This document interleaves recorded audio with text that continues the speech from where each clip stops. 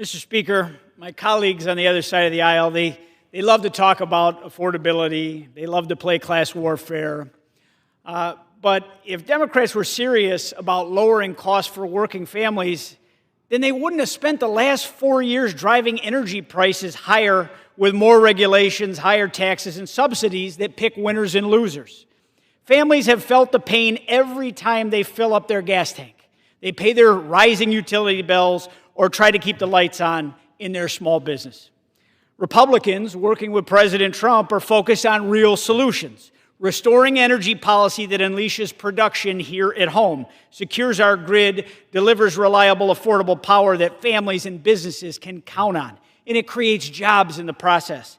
And that's exactly what this rule is about. The three energy bills before us are straightforward. They support family-sustaining energy jobs. They're streamlining approvals for cross-border infrastructure and ensuring reliable and dispatchable generation for the grid.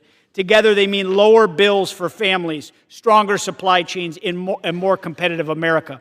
So when Democrats talk about affordability, they don't have a leg to stand on in this fight because it's their assault on the American energy industry that led to so much of the inflation that this country suffered under for the last 5 years. The answer is right here in the rule, and we need to support this legislation, and I strongly support the legislation and encourage my colleagues to do the same. But, you know, I want to touch on the gentleman's comments on tariffs. Republicans are doing what Democrats for generations promised the American people that they would do, but they utterly failed. Ensuring fair trade, protecting American workers, and bringing countries to the negotiating table in the process. For years, Democrats sold a bill of goods to working-class Americans while they turned a blind eye as their factories closed and their jobs were shipped overseas. Now, today, they claim to be the party of working families, and we know that's not the case. Yet it's President Trump, over the Democrats' loud objections, who is fighting for fair trade deals for our working families, like the working families in New York's 23rd Congressional District. Access to the American economy is a privilege, not a right. President Trump is using tariffs as leverage to reduce reciprocal barriers, safeguard our national security, and level the global playing field for American producers and manufacturers. And it's working. Treasury has already collected more than $29 billion in tariff revenue this year, while countries like India, China, and South Korea are at the table negotiating new deals as we speak. This is the same decisive leadership that secured stronger trade agreements with the EU, with Japan, with the UK, and partners across Asia. These aren't trade wars. They are trade wins that deliver more jobs, higher wages, and greater opportunities for American families and American products around the world.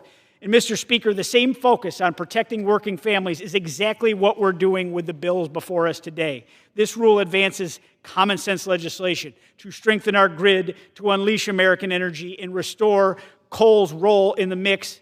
Also, let's not underplay what it means to protect the people of Washington, D.C., which we do have a federal oversight responsibility for, and having a crime-ridden nation's capital is unacceptable by any metric. Mr. Speaker, I yield back.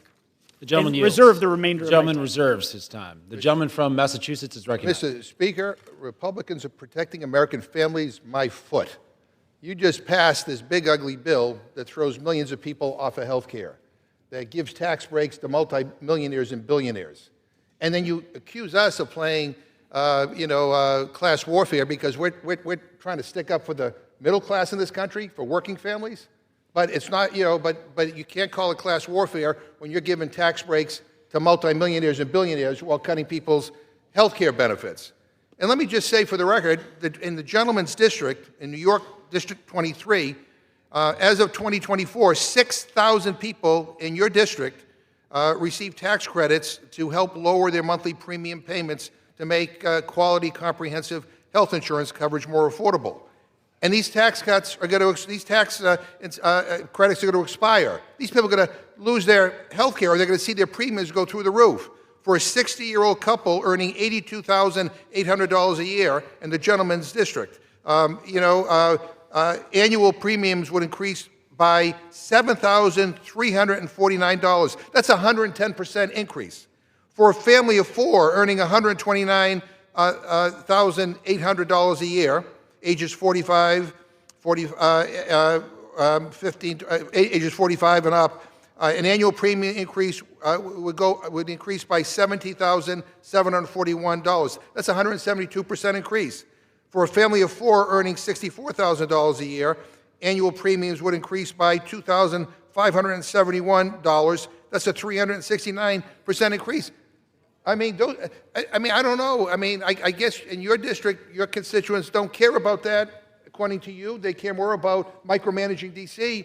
But I'll tell you, in my district and in every other district that I know of in this country, people are worried about their health care costs. And we ought to do something about it, not kick the can down the road so more and more people end up feeling the pain. And Mr. Speaker, I'm going to urge that we defeat the previous question. And I will offer an amendment to the rule to strike sections 9, 10, and 11, which together block privileged consideration of measures ending the administration's global tariffs and tariffs on Canada, Mexico, and Brazil until March 31st, 2026. Mr. Speaker, President Trump made a campaign promise that he would lower prices, quote, on day one, yet Trump's disastrous trade war continues to increase the prices Americans are paying for food, for gas, and for other everyday goods.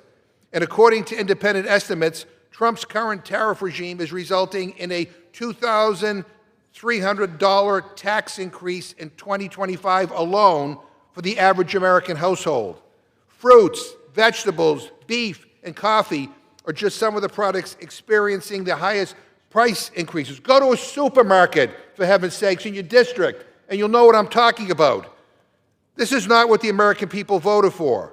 The U.S. Court of Appeals for the Federal Circuit recently held that Trump's tariffs that he imposed under the guise of bogus emergencies are unlawful, and that Congress, not the President, must make the calls when it comes to imposing new tariffs.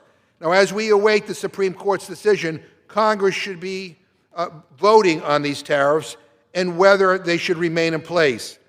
But in the Republican rule, they are again blocking the Congress from taking a vote on whether we should keep or remove these emergency tariffs.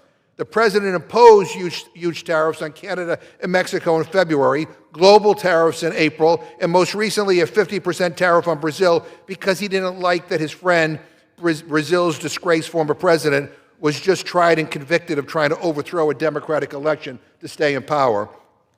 Mr. Speaker, does that remind you of anyone, by the way? But the American people paid $30 billion in new tariff taxes in August alone. And Republicans are continuing to hide their heads in the sand.